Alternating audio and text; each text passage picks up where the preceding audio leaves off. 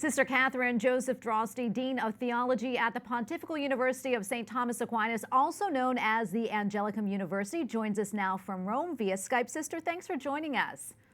Thank you very much. I appreciate the invitation. Absolutely. So tell us, how's the adjustment been for professors as they go from teaching in the classroom to online teaching?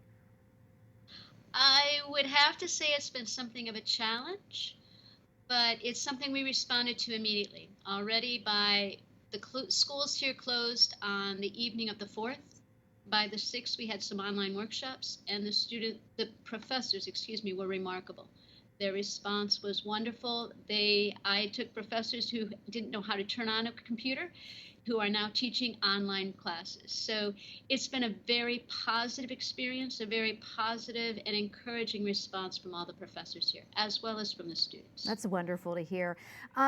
Have you found any tactics or best practices that other schools can adopt? I think one clear line is clarity of communication as to expectations, as well as to goals. What do we want the teachers to do? What do we need the students to do? But why are we doing this?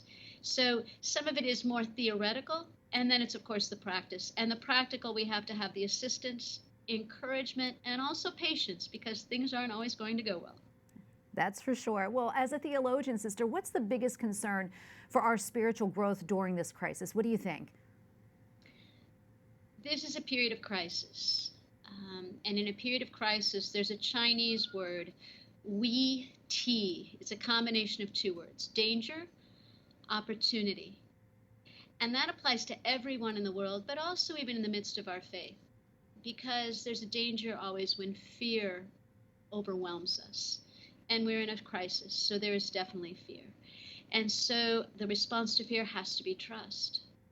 Catherine of Siena said that you cannot learn patience except by suffering. I think we've got an opportunity to learn patience. That is for sure. You mentioned a little earlier some of the positives from learning. Any other positives that you think can come out of a pandemic like this? I think I've seen many positives here, even in education in terms of the response, the working together, even out on the streets, the smiles, the simple smiles of people, because they're more focused on things that are very necessary. Being alive, enjoying being able to be outside perhaps, even if you're waiting in line to get into a supermarket, the personal relationships I think are critical right now. And I think everyone's recognizing that. What's next for you all at the Angelicum, from starting, I guess, from here on now? We don't know. I think there's a great deal of uncertainty. What we have done, though, is in this past week, we've set up a program, distance learning. We went from, as you said, in the classroom to a distance learning program overnight.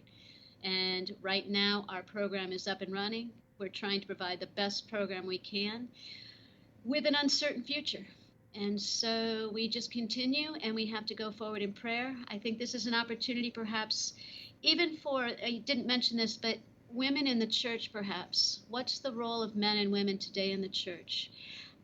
Perhaps we're going to see some emphasis on the role of women.